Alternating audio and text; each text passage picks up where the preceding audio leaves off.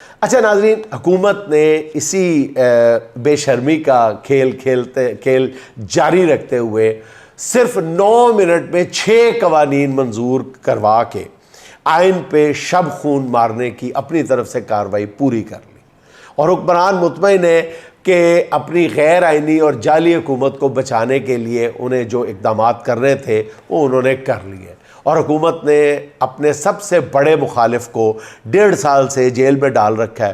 Election میں دھاندلی کا معاملہ قاضی نے فرینڈلی ٹریبیونلز بنا کر دبا دیا ہے۔ حکومت نے جسٹس منصور علی شاہ کا راستہ روک دیا، اب جسٹس منیب کو بھی پروسیجر کمیٹی سے نکال دیا، اپنی مرضی کا چیف جسٹس بھی لے آئے بظاہر اب تک کی رپورٹس اور اقدامات کے مطابق۔ سپریم کورٹ کے ججز کی تعداد 17 سے بڑھا کے 34 بھی کر دی۔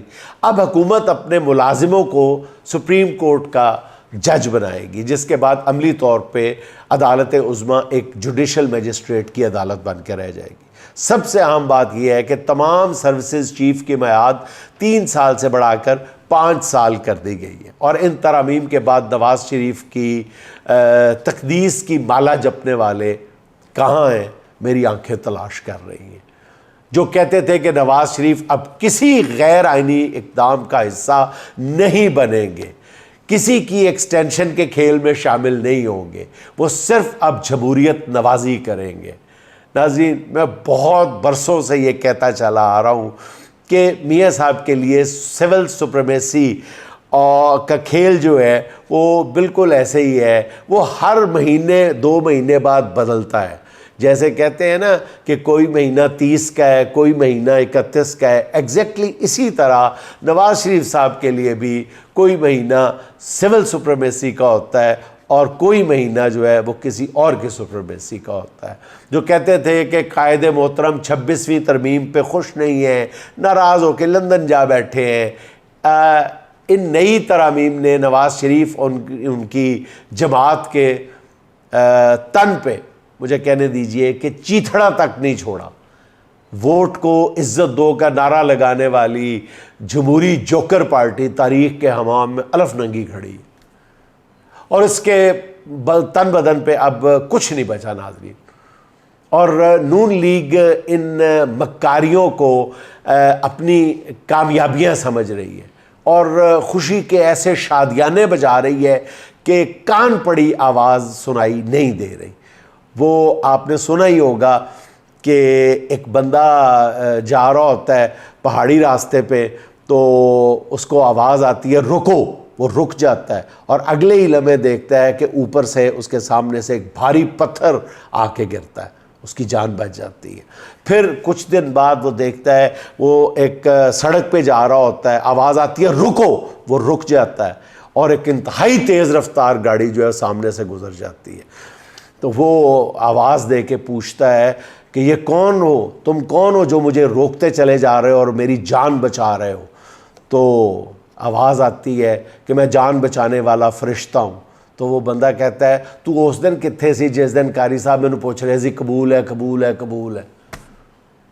تو قاری صاحب کہتے ہیں کہ پتر میں اس دن بھی تینوں کہا سی کہ رکو، لیکن اس دن ٹولاں دی آواز اتنی اچھی سی کہ تو میری گل سنی ہی نہیں۔ ناظرین، اصل بات یہی ہے کہ کیا نون لیگ کے اقتدار کو ان اقدامات کے نتیجے میں دوام ملے گا؟ کیا اب ہر گلی میں مرزا یار اکیلا پھرے گا؟ ایسا نہیں ہوتا جناب، تاریخ کی گواہی اس کے بالکل الٹ ہے۔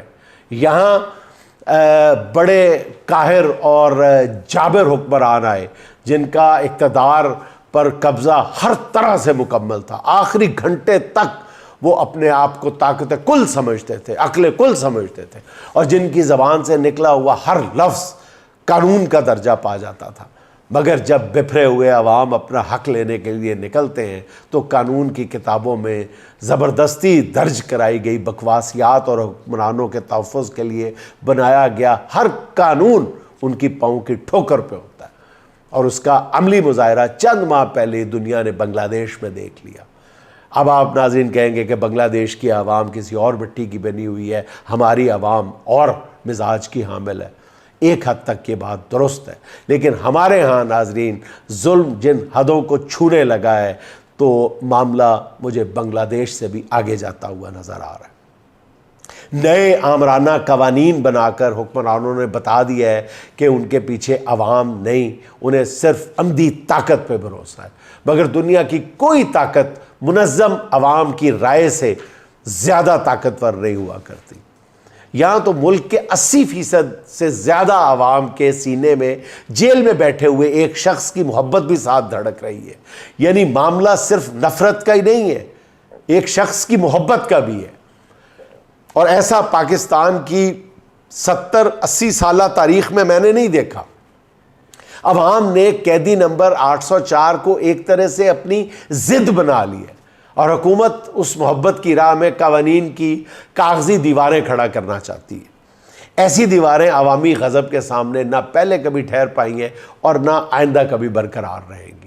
یہ میری بات آپ نوٹ فرما لیں ناظرین۔ عام آدمی کے اندر حکمرانوں سے نفرت کا ایسا الاؤ دہک رہا ہے کہ کوئی بھی واقعہ، معمولی سا واقعہ، ایسی چنگاری بن سکتا ہے جس میں سارا مصنوعی انتظام، بندوبست جو کیا گیا ہے، یہ جل کے بھسم ہو جائے گا، یہ ہاؤس آف کارڈز گر جائے گا۔ اپنے تئیں حکومت نے اپنی ہچکولے کھاتی ہوئی کشتی کے سب سوراخ بند کر دیے، اب راوی چین ہی چین لکھے گا، ان کا خیال ہے۔ ان قانونی منہ شگافیوں سے کام نہ چلا تو حکومت یہ ترامیم بھی کر سکتی ہے جیسے ملک میں اگلے عام انتخابات 2040 میں ہوں گے۔ موجودہ وزیر اعظم شہباز شریف صاحب 85 سال کی عمر تک اس عہدے پر رہ سکتے ہیں، ملک کی خدمت کرتے رہیں گے۔ صدر مملکت آصف علی زرداری صاحب جو ہے وہ تا حیات، بلکہ میں نے عرض کیا تھا بعد از مرگ بھی صدر مملکت ہی رہیں گے۔ اصل میں ان ترامیم سے حکومت نے عام آدمی کو یہ پیغام دے دیا ہے کہ اس نظام میں رہتے ہوئے کچھ نہیں ملے گا۔ جن لوگوں کا یہ خیال تھا کہ اس نظام کے اندر رہتے ہوئے ہی اقتدار پر قابض لوگوں کو شکست دی جائے گی، تو حکومت نے انہیں یہ بتا دیا ہے کہ طاقت کے سارے سرچشمے حکومتی ایوانوں سے پھوٹ رہے ہیں، عوام کی طاقت سے نہیں۔ ان سے وہی سیراب ہوگا جو حکومتی گھاٹ پہ سرنگو ہوگا۔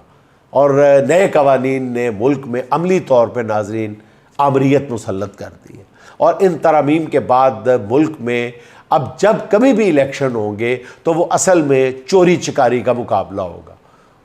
پرامن انتقال اقتدار اب دیوانے کا خواب رہ گیا۔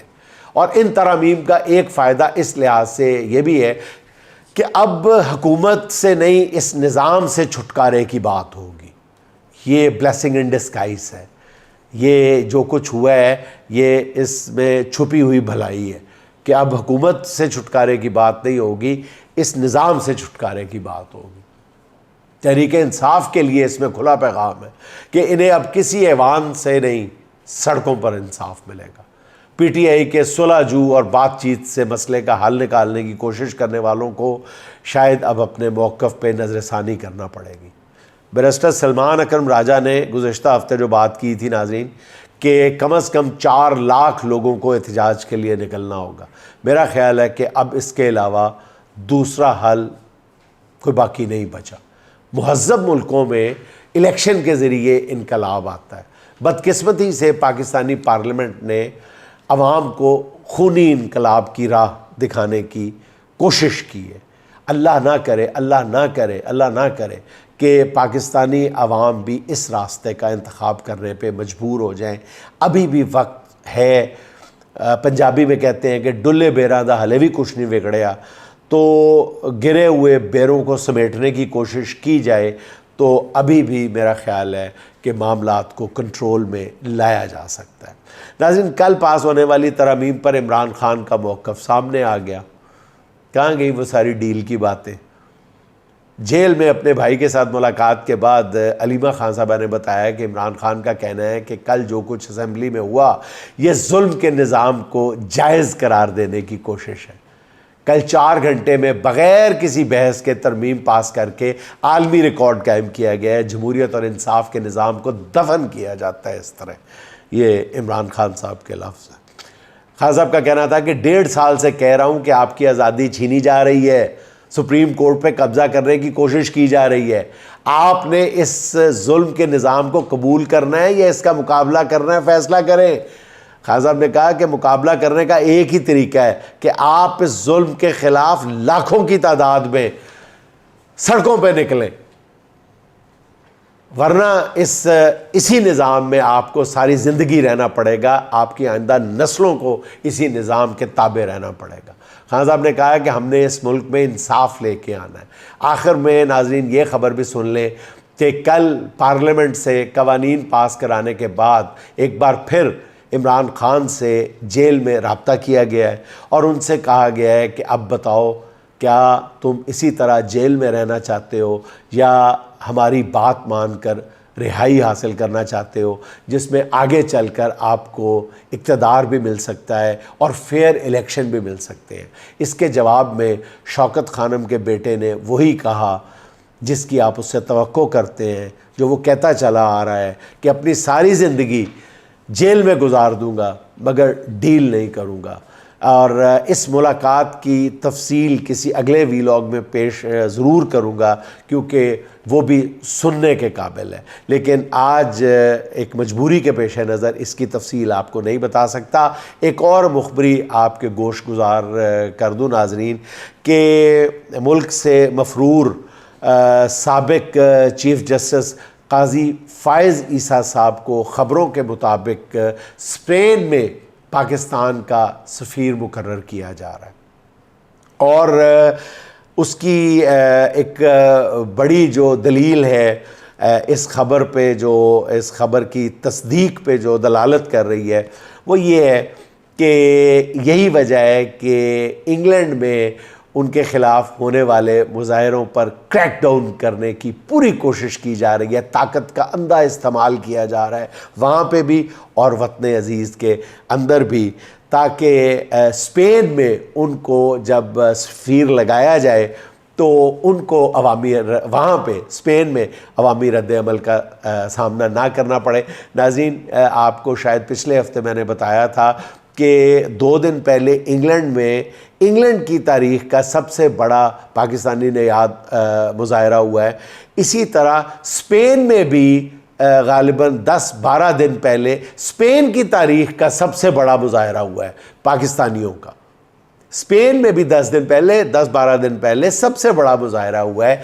इसने काजी फ़ाइज़ ईसा साहब को इस मुज़ाहरे की वजह से उनके कदम, बढ़ते हुए कदम जो हैं सफारतकारी की तरफ, वो रुक गए हैं। उन्होंने किसी और मुल्क के इंतखाब की बात की है क्योंकि जिस मुल्क में वो स्पेन छोड़ के कहीं और सफ़ीर लगना चाह रहे हैं वहाँ पे एक और ताकतवर शख्सियत के किसी रिश्तेदार को लगाने की बात की जा रही है।